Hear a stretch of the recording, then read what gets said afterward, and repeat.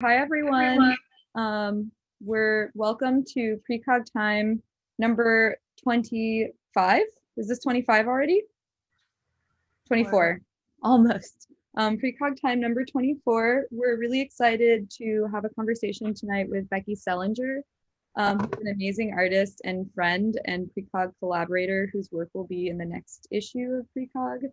Coming out, launching at the New York Art Book Fair in late February online. Like everything else. Like everything else.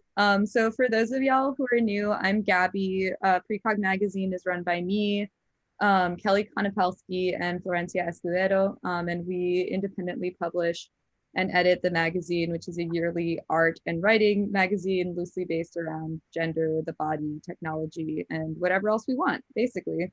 And so for those of y'all who haven't been to, for familiar faces, hello, it's great to see you guys again after like a month, I guess, or so. And to new faces, the way these will run is we'll talk with Becky for about 45 minutes and sort of present her work. And in the meantime, if you have any questions, just send them to me in the chat. And if there's sort of topical clarifications, I'll ask them then, and if not, we'll save them until the end of the conversation when I'll read them into the group.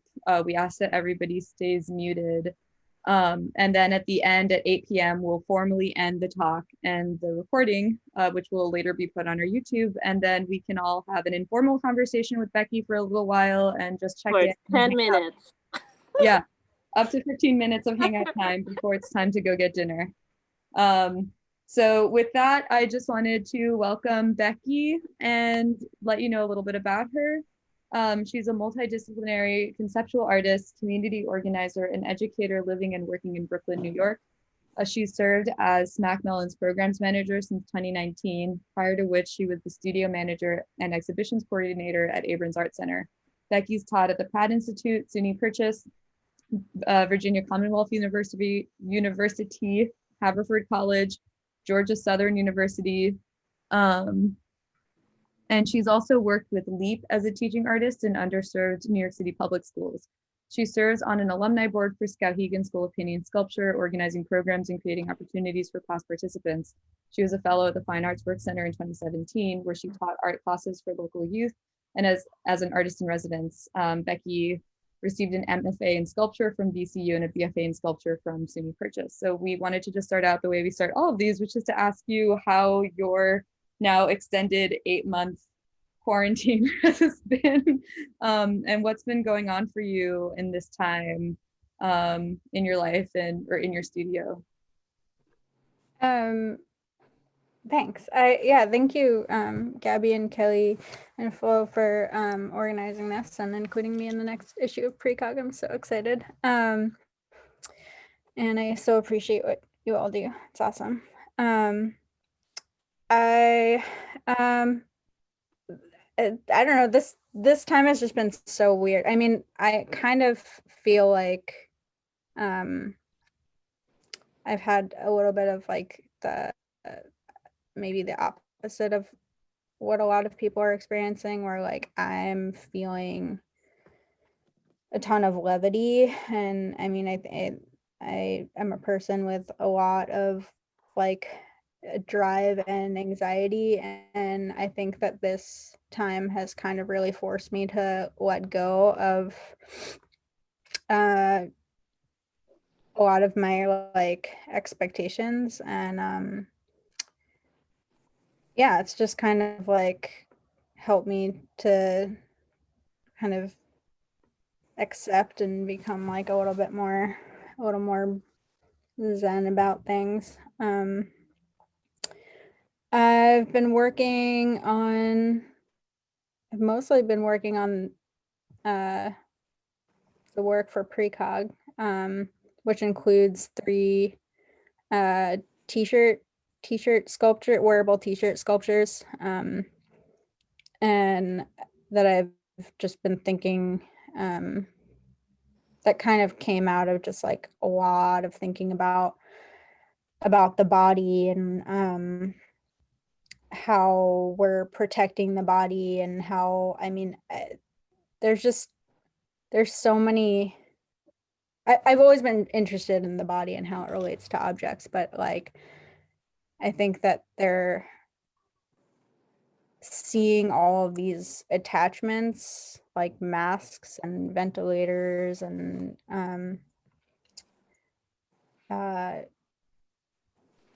that are also like have these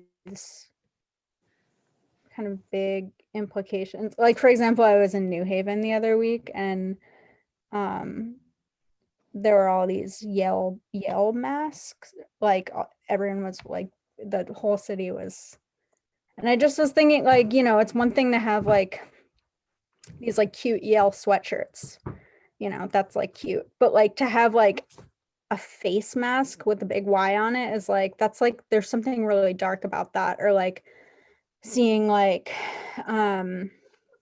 the face masks that say like behind this mask is a smile. It's like, oh God, like what are you like now, not only do we have these salespeople who are like who are projecting this kind of like happiness, but now it's like that happiness can't even we don't even have any like,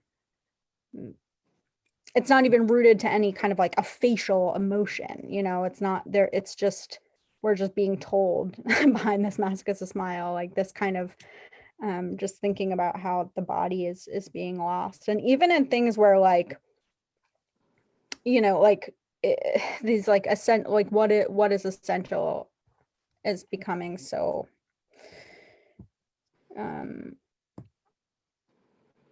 has become such a ripe topic. And when I saw like early on there was this, I forget what it was, but I think at Broadway or Sesame Street or someone did like the Zoom thing on TV and Bette Midler was on it, and her face was so puffy, and I was just thinking like, oh my God, she's had so much Botox, and like how is she getting it, and is Botox essential, and how, you know, how important the body is, or not important the body is in this day and age. So oh yeah. Your question. Sorry, go Gabby.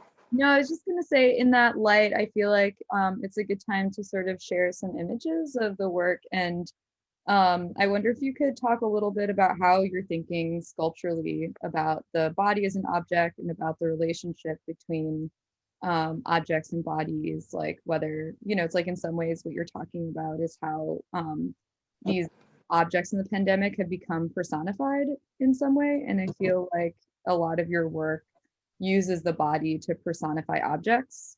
So I was wondering if you could talk a little bit about your relationship to that, and specifically your bodily obsolescence series. So Yeah. Well, I mean, it all started with this chalkboard, and that came from I was talking to my cousin who was a public school teacher in the New York City public schools for the past like 30 years, and she recently retired, and the thing that kind of like was the last straw was that she got reprimanded by the school principal for using a chalkboard because she was told that she had to use a smartboard. And so I was just thinking about how like how Orwellian this is. Like we're not even, you're not allowed to use your hands anymore. Like they're vestigial organs. Like they have nothing to do with like your kind of value in society. So yeah, just thinking about like, but how we can maybe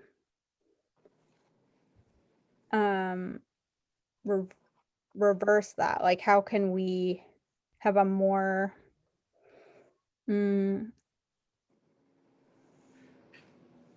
how can we have a more reciprocal relationship with objects where we're not where they're serving us just as much as we're serving them, and we're not just kind of like contributing to the sort of like endless stream of like more stuff, but that we're actually like owning ourselves as stuff. And I mean, I think, and by stuff I mean, like, you know, at one point, like hunter and gatherer days, like your value is very much tied to your body, like what you could contribute was like based on your ability to like, you know, build things and hunt and gather and make it in the wild. And so this is kind of that, like, it's like, okay, if I had to make it in the wild, I would need something, you know, I would want whatever I need to just be on my body. So Like instead of Louis Vuitton or something, having your whole first aid kit, like shifting branding as a value or something like this is kind of what it makes me think of too. You know, like Gabby, can you scroll to the next image?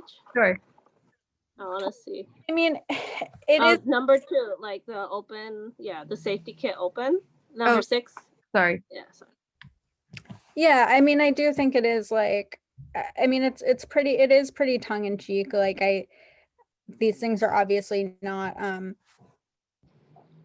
like you never make it in the wild. It's like sort of like glam essentialism, you know, or like I think, but I think that kind of also ties to the things to, or like my interest in kind of unpacking these things that we sort of take for granted. Like it's actually really tied to like, you know, the way that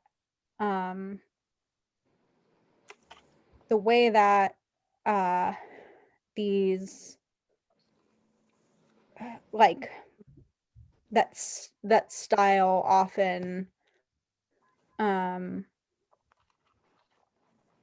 is a way of kind of constricting or confining life. Or I mean, I guess what I'm thinking specifically about is like, it's in reference to like caryatids that are like, you know, those women, the women pillars. They're like pillars that hold up buildings. So they're architectural structures, but they're carved. They're like carved figures of women. And so just thinking about like how like, you know, when something is serving, when something is living or when something is essential becomes reduced to a motif or reduced to aesthetics. And like I it's a really old work, but can you scroll down to the bush piece? Sure. I think I even though it's from like 2010, I like to, or 2011, I like to include it in I like to show people this because I think it kind of forms a basis for like what the rest of my work is about, where like I'm thinking about how we do reduce living things to motif, and I'm curious about like how that functions, or you know, deconstructing that, because if we're reducing living things to decoration or motif, then what does that say about our like respect for life, you know, or respect for living things? Like it doesn't really bode well for us. So it's like how, so I'm kind of trying to get people to maybe look at that a little bit differently and think about their relationship to objects a bit more. Becky, I had a question about your wearable sculptures, and I was looking at them, and most of them have an interactive component in them, so you could like take something out of the first aid kit, or you need two people for something to work, or some person needs to get in and complete the piece, you know, by using their body. And I was wondering if that was something, but then at the same time, you document yourself as the, you know, person wearing everything. And if that was something, if having something be interactive was something that you thought about or not when you worked on like putting the piece together. So I wish I could say I did. I really don't have any intention on people interacting with my work. Like I think that it's the work is all really highly composed, and I think I'm actually more interested in kind of like the theatricality of it. And like I want to allude to to interaction, but I think that it really, I mean, objects really only um are like are for me to help, or are only really to help self negotiate my own relationship with objects, because like you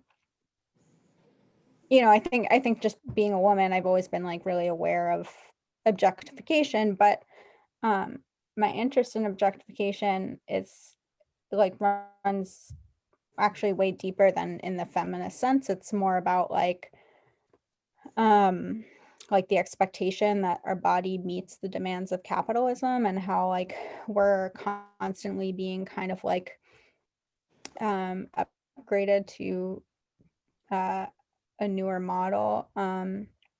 Like my stepmom um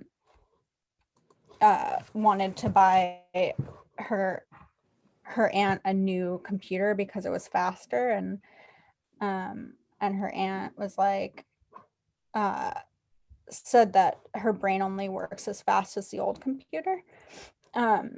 So like I'm just thinking about how like and even in like, you know, the example of Bette Midler, it's like we're, you know, we're always looking for the new model, and I think that that translates to bodies too. And I think that like that's something that always I'm always like I just feel like very aware of, like my body is like material, my body is an object.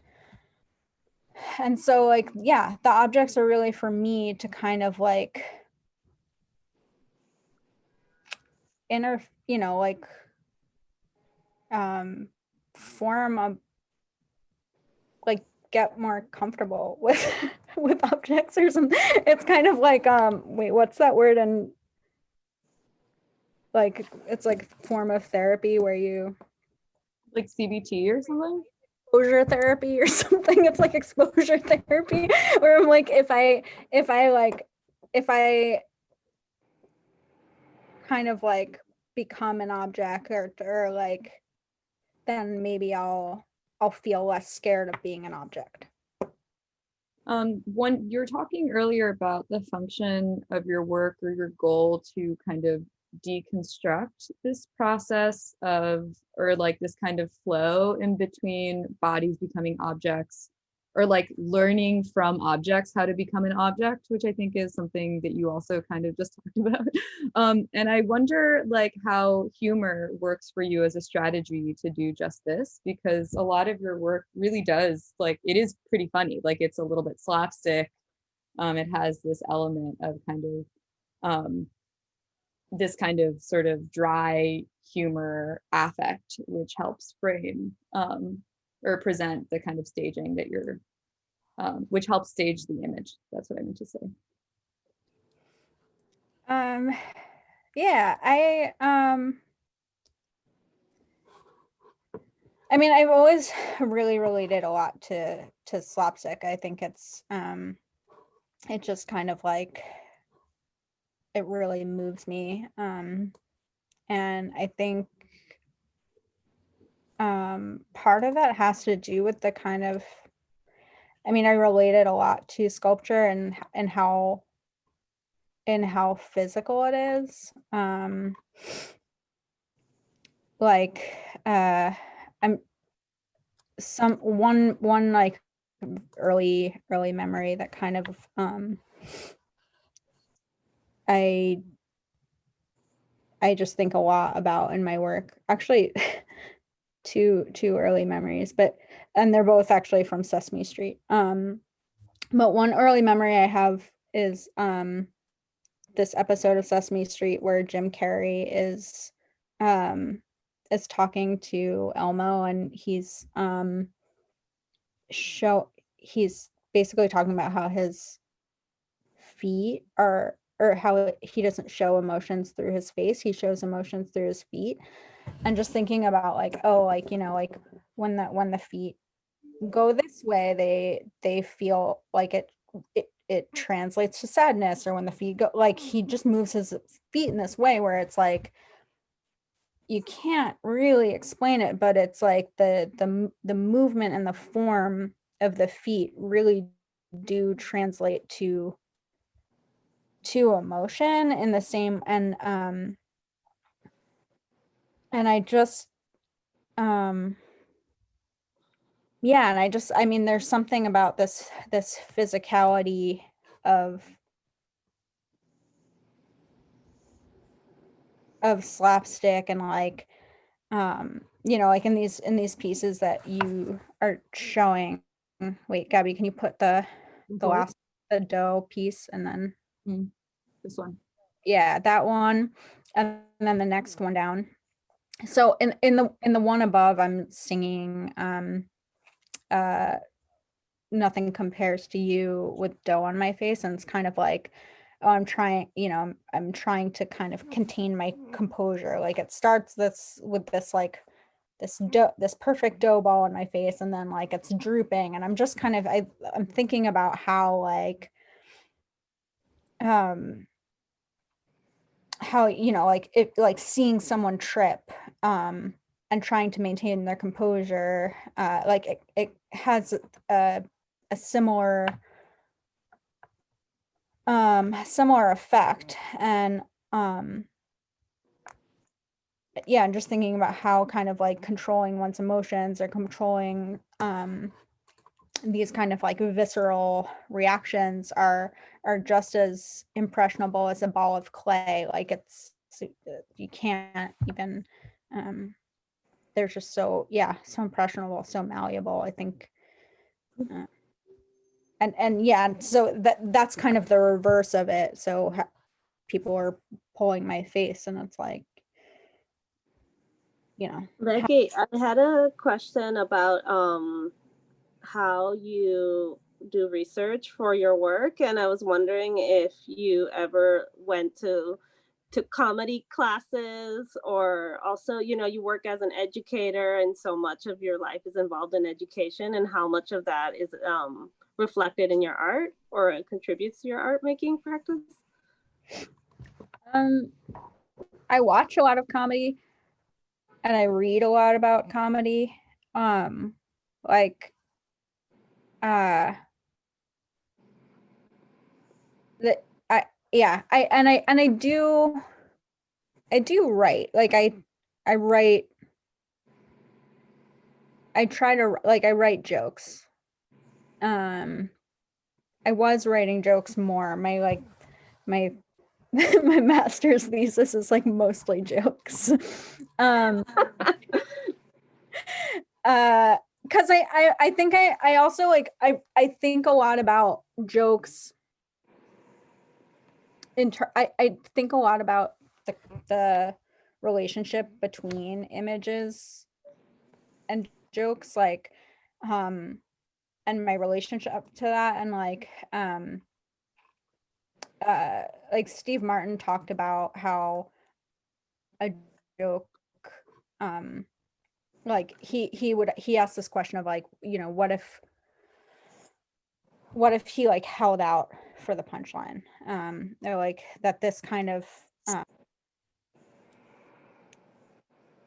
when he would tell a joke, he would like put the punchline off and off and off, and then it would be when people would choose their own place to laugh, that actually became like, and that was a much stronger that had like a much stronger action, because yeah, they were essentially choosing like at what point they were so affected. And just thinking about like, okay, like the laugh is almost like that, or that's the shape, like that's the final form, or the and yeah, so I mean, I guess in a way, like my interest my research is like, okay, like how can I'm interested in like that, trying to figure out like, yeah, joke structure and where that kind of like that line of like maybe discomfort is, or like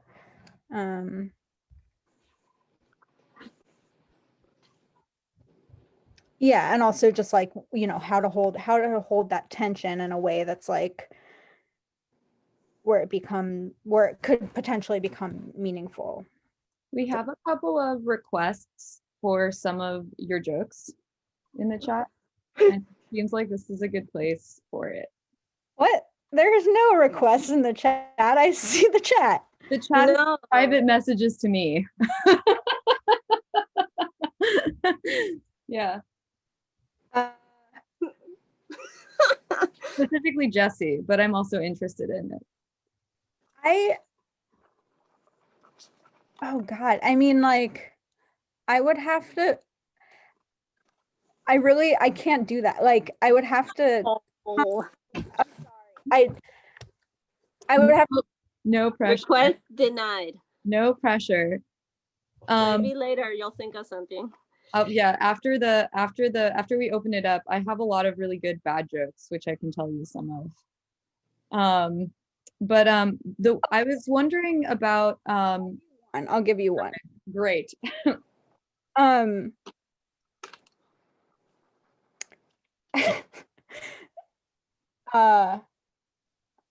Did you know that the number 8 came from the word snowman?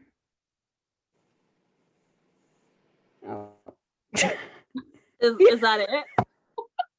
Okay.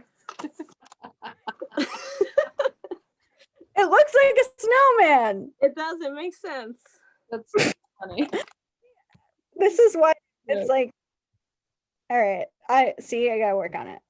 Didn't even. I was gonna ask you, so earlier on, one of the questions that we had that we sent you before has to do with how sort of the question of monuments or icons in your work, in your piece Husbandry, which I just showed before, which sort of is the piece where Becky is on the horse and on the beach with the horse statue. Obviously that kind of has a relationship to public statues of historical figures. You also have a piece, which I'm going to share right now, where you sort of weave together the form of $200 bills. And I was wondering if you could talk a little bit about your relationship to icons or statues in relationship to value and valuation, especially because earlier you were kind of talking about your work as being critical of capitalism and the kind of commodification of humans that happens inside of that kind of system. Yeah, totally.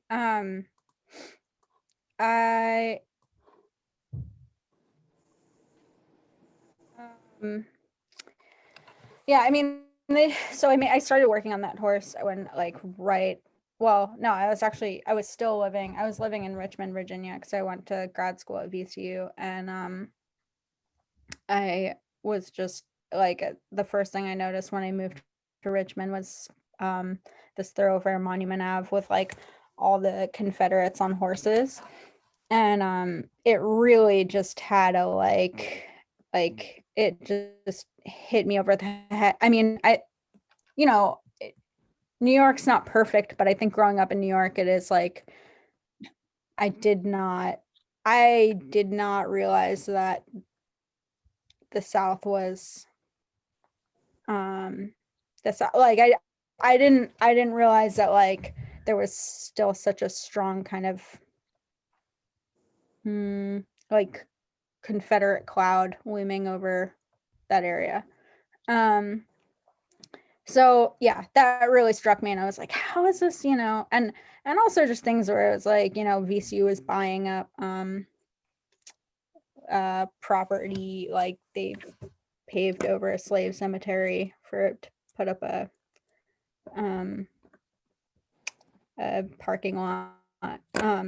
So things are just like, whoa, this is crazy. So I just like had to make a piece about those horses. And I mean, I guess the only way that I could think, I think also it's like, okay, I'm a sculptor. Sculptors make horses. Like you have to make, like if you're a sculptor, you have to make a horse, and like, why not make one like, and you know, I don't know. I just felt like, okay, if I take the, well, first of all, a horse, like a horse sculpture, at that point, like horses were literally tied to value, or like, okay, you had to have a horse to like get to your job or whatever, like you had to have a horse to like pull your groceries back home or whatever. Like now horses are just like these like big symbols of power, but also like these horse sculptures are just big symbols of power. Like these people aren't even in power really, and like yeah, and I was just thinking like, okay, you know, just like these caryatids, like these women who are like holding up buildings, like, okay, if I like to imagine like if these objects have some kind of life of their own, like if that horse could, if we could take the horse away from Stonewall Jackson, like, and you know, and ride it ourselves, or like, or maybe just like, you know, set it free on a nice island or something, like what would what would that future look like? So also just like, yeah, kind of like, and then also, you know, so me riding on the horse, but the horse is on, well, I'm riding on a horse that's on top of an automobile, first of all. And an automobile, I mean, the horse that I modeled it after was a draft horse, which draft horses, most breeds of draft horses went extinct after the advent of the automobile. So like also kind of like flipping that kind of valuation, like turning its like flipping that on its head, like this thing that is supposed to have utility no longer has utility because it's a sculpture, and then I'm trying to ride it on something else that doesn't have utility. I don't know if that makes sense. But then also like I am interested in the valuation thing because I mean with it ties into those if you can flip back to those woven, can you woven pieces? So these Also the inflated coin. Oh yeah. Yeah. So yeah, it ties into this work about currency and like because you know so the inflated coin is called inflation, and it's like just thinking about these like these constructs of capitalism that we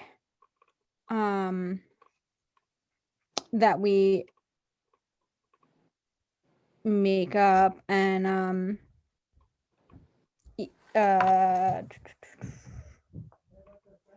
and like those the bill pieces, it's $200 bills, woven together. And I'm using like the weaving operates on two levels. One, weaving is traditionally a women, it's called lost profit. And like profit is kind of like it there's like a pun there because it's like lost profit and then lost profit like prophetic, because I'm thinking about like currency as a type of faith system, because with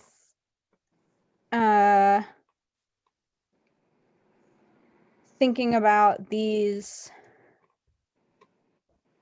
constructs of capitalism, like economic theorists say like, you know, like a coin is not actually useful in itself. A coin is just really a symbol of trust, and that someone will exchange something for something of equal value. Like you can't eat a coin, you can't live in a coin, you can't. So that's kind of like thinking about, you know, these objects that are like we call currency, they're actually just like supposed to be like a measure, a unit of trust in other people. And of course has not, is not that currently because of, you know, a lot of like predatory loans and banking and all that. So yeah, so the lost profit operates on that level. And then also like this idea that like in business, to make an adequate profit model, you're supposed to get like, you're supposed to price things 50% more than, or you're supposed to have a 50% profit margin.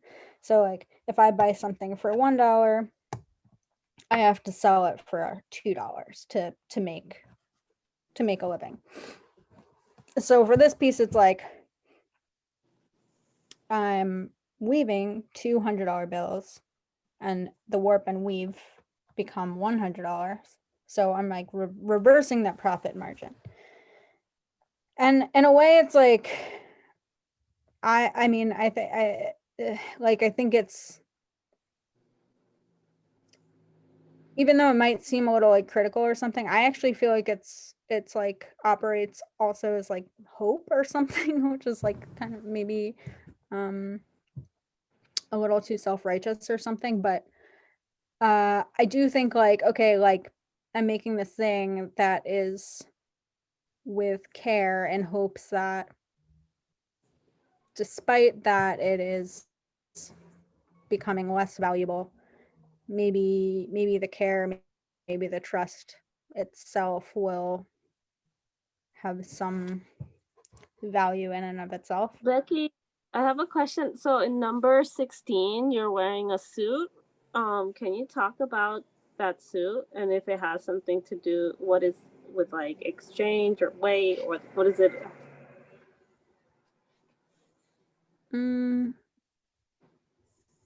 Like, who are you wearing? I mean, I guess for this, like, it's so old, I like can barely even relate to it anymore. But I think what I was thinking about is, I mean, when I look back on it, I think a lot about like, Because I guess it's like a costume, which also brings me to ask you about the word ruse and why you decided to pick that word for today. yeah. Okay. So this piece, I just will say, like, you know, I You think did. what, When did you do it? 2012? Okay, yeah. I mean, like, I was thinking a lot about kind of like literally like, you know, the mother and child, like the Madonna or whatever, and just how so little I like relate to that, and how more I actually relate to like transitional objects, or like this idea that like we're just kind of like, we don't really have like a mother or something. Like we have like we're just like something eating itself, which is eating something else or something. I don't know. Maybe that's too abstract. But anyway, I'm gonna just evade that question a little bit and then talk about ruse. Because I think that, so I mean, I chose this word because well, I really like this word, and I think I use a lot of ruses. Actually, Gabby, can you go to the tourist or the first slide? So I think yeah, I mean, I'm interested in ruses because I'm I well, I'm really trying to point towards how we use ruses in the everyday. Like, I'm not interested in actually deceiving anyone. I'm interested in the act of deception itself. And I became really interested in this idea while I was rewatching Wile E. Coyote and Roadrunner cartoons. And like seeing how, you know, like Wile E. Coyote would be chasing Roadrunner, and Roadrunner would paint, like, you know, when like I'm an artist, I can paint something.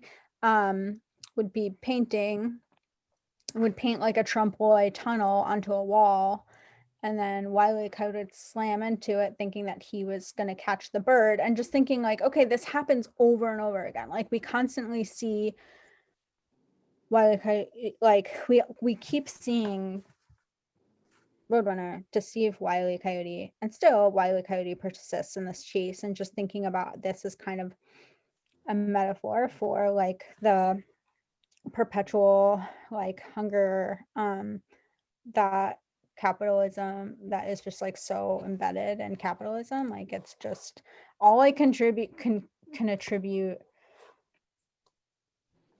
like the only reason why I could think like Wiley would keep going is because of like sheer desire. Like he knows that he's not gonna get the bird, you know? But like again, I just, you know, I think like these ideas of deception are so pervasive, from that like going back to that mask that's like, behind this mask is a smile. It's like, is that like a sales tactic, like, okay, or like this like performance of like I think things are just being performed so often. Like also, you know, juice companies saying that they are made with real fruit when the first ingredient is high fructose corn syrup, or Bette Midler's Botox, or you know, like strippers convincing men that they're in love with them. Like deception just happens on so many levels all the time, and it's just so pervasive, and it really scares me. Like just really scares me, and I think that that's what I'm kind of, that's where my interest lies, is like unpacking and deconstructing. And Becky, I had one last question before we open up to other questions. Can you talk about your piece? I think it's called Goodbye, or like the Goodbye Party. Yeah. Because I was like curious. I'm like, what's going on in this piece? It's new, right? Yeah, that's new. You made it in the quarantine? Yeah, I made it when I was in quarantine. I was living with Lauren Connell, who is in the audience right now. Whoop, whoop. And I was moving out of my apartment, and I just had to clean out the fridge. And I started cleaning out the fridge, and I just literally didn't know what to do. Like, it was just I feel like I've like let go of so many things over this pandemic, through quarantine, like that. This just felt like kind of like this way of celebrating that. Like I didn't feel like I felt like I really owed it to myself to have a goodbye party for all of the things that I have, like all of the ways that it's so cheesy, but it's like I've been in this apartment for 3 years, and I've grown so much there, and in this time, and like and quarantine has offered me like this really wonderful space to be like to prioritize, to like reprioritize, and like self-reflect, and accept, and um engage in self-care in a way that like I haven't really done ever in my life. And so I think that like, yeah, this was sort of a way of being like, um I'm gonna carve out this little space for myself and have a goodbye party. It's also funny because it's like if your fridge is anything like mine, there's probably also condiments that have like shared the apartment with you in your fridge for at least half of the duration of time that like you've lived there. So the idea of like these kind of objects that are forgotten and live in our fridge also needing to be celebrated as markers of the time that we lived, you know, in a place is also funny, but tender too, you know. Oh, yeah, I feel like it's really hard to get rid of that, like, you know, like one weird jar of kimchi that there's like just like basically empty, but there's still like a little film on the top that like maybe could be useful or something. I don't know, like So there are a lot of questions in the chat about objects, which are super interesting, and I want to make sure to give them some space. So Judith writes a number of different questions, but do you think it can happen that proposed or demanded participation with art could sometimes cause the opposite of what you're talking about, which is a gesture of patronizing disrespect? What is your stand on authorship when it comes to participation or suggestive participation in your pieces?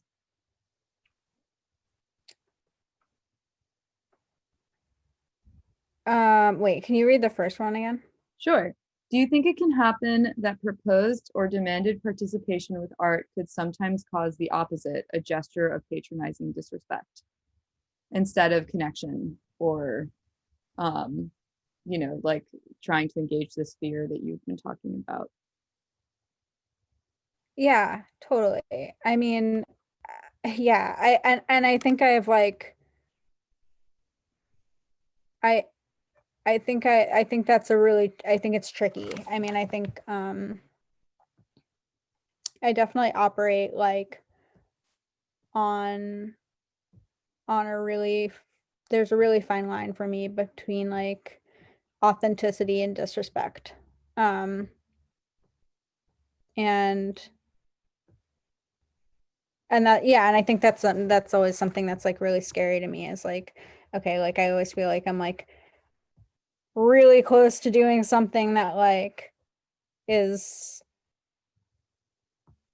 just like crappy, you know, like it's just like it's just like bad behavior or something. And like I um but I think also like I need to like almost touch that line um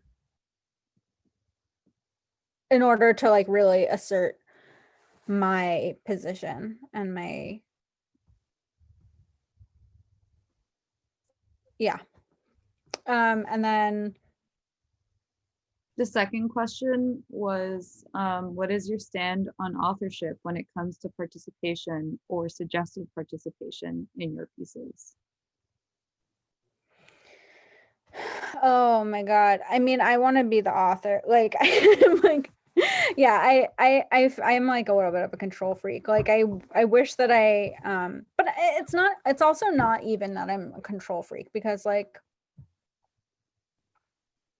I think that the work also really is, it's like what I'm interested in, deception, I'm interested in theatricality. Like it's not just, it's not really like, I'm not interested in I feel like people think that I'm a performance artist, and I don't think I'm a performance artist because like I feel like performance is really just a means, or like a method of, for me to, like, it's just like drawing or something. It's like I use performance to arrive at an image, or I use performance to arrive at a video, or I use performance to arrive at an idea, but like I'm not really that interested in the performance itself. Um and I think that's because I'm interested in like theatricality. I'm interested in like the confines of like the screen or the stage or whatever. Like I'm interested in like um that kind of like that immediate visual impact. And so I'm not, yeah, I mean, in terms of authorship, yeah, I think I'm I'm the author. I'm not opposed to working in other ways, but um I don't, I don't think I've been quite as successful at working in ways that aren't the way that I already work. Well, it also sounds like, some of what you were talking about earlier points toward like the way that aesthetics is always sort of a ruse.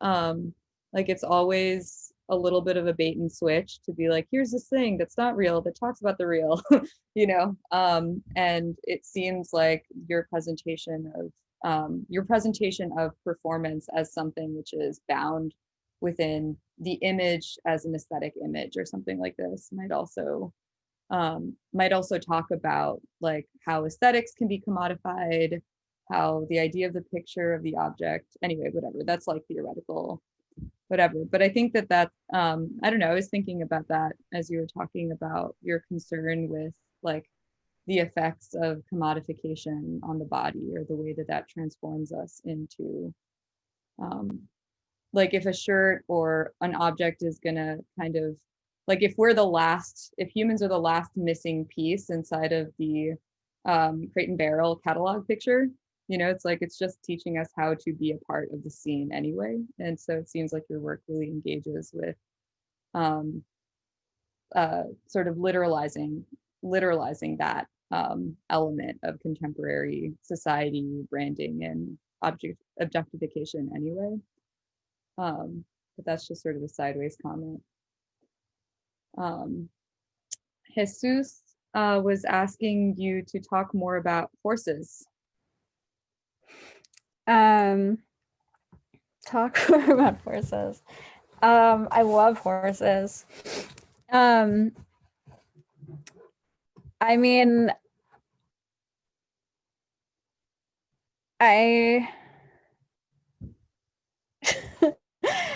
yeah, I don't know. I mean, I think like, as I said before, it's like horses operate, they're like this pretty heavy power, like symbol of power. And but they're also living things, and they're also beasts of burden, and they're also like really majestic, and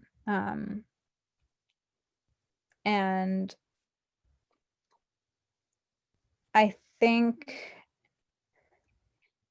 my interest too, in terms of like bodies, like a horse, I mean, just from like a sort of like an ontological question, is like, what's the difference between a horse and a car? I think that's a really interesting question for me. Like I mean, to me, it's like the answer to that question is like, okay, one you can empathize with, and one you can't. Like, a horse gets hungry and has to poop, and a car doesn't get hungry and doesn't poop. But like, the effects of that cars have on our environment and on like those things are real, you know, like that's the selling of, you know, the selling of of draft horses to the meat industry, which caused them extinction, like that is real. So it's like I do think that we can begin to empathize and understand objects. And I think that like through our empathizing and understanding of objects, we might be able to better understand empathizing with animals or living things. Because oh, go ahead. yeah, just from like an ecological perspective, like I don't see I feel like it's just as important that we maintain our cars as it is to maintain our horses. I empathize with cars because I think that they have a similar ecological like thing that I can understand and empathize with in a like greater living world bubble organism organismic. Is that a word? Sure. Yes. You know, the whole world is an organism thing, whereas like a horse, yeah, it's also a living thing. Commodity empathism or empathy versus commodity fetishism or something like this.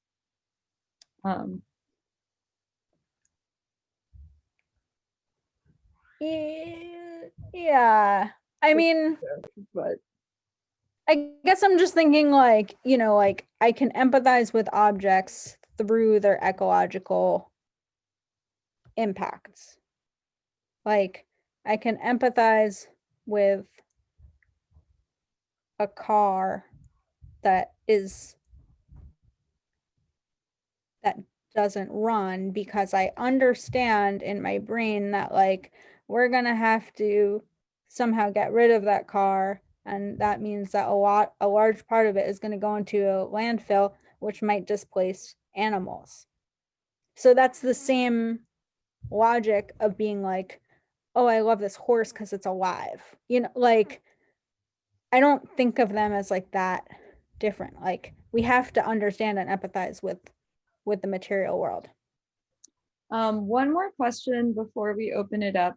But Emmy asks, would you say, especially in terms of these relationships that we've been talking about, would you say that you're reenacting phenomena or power transactions you perceive absurdly rather than critiquing them?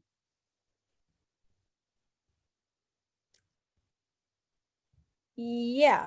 I mean, yes and yes, like both things. Like like I don't I think no, I'm not critiquing anything. Like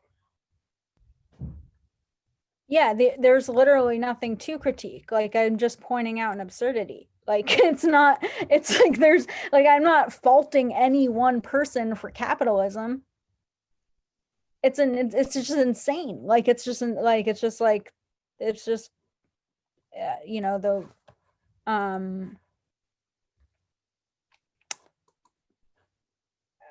yeah, it's not yeah, I mean I kind of yeah, I hate the word critique actually because I feel like it's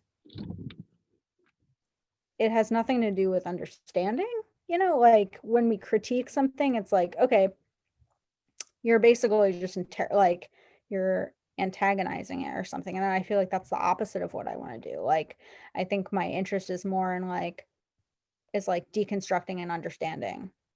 And often when you deconstruct and understand something, you expose its vulnerabilities, and that is really uncomfortable and often absurd and often funny. Like, so yeah. Amazing. Thank you so much, Becky. Thank you for all of your thinking and sharing your work with us.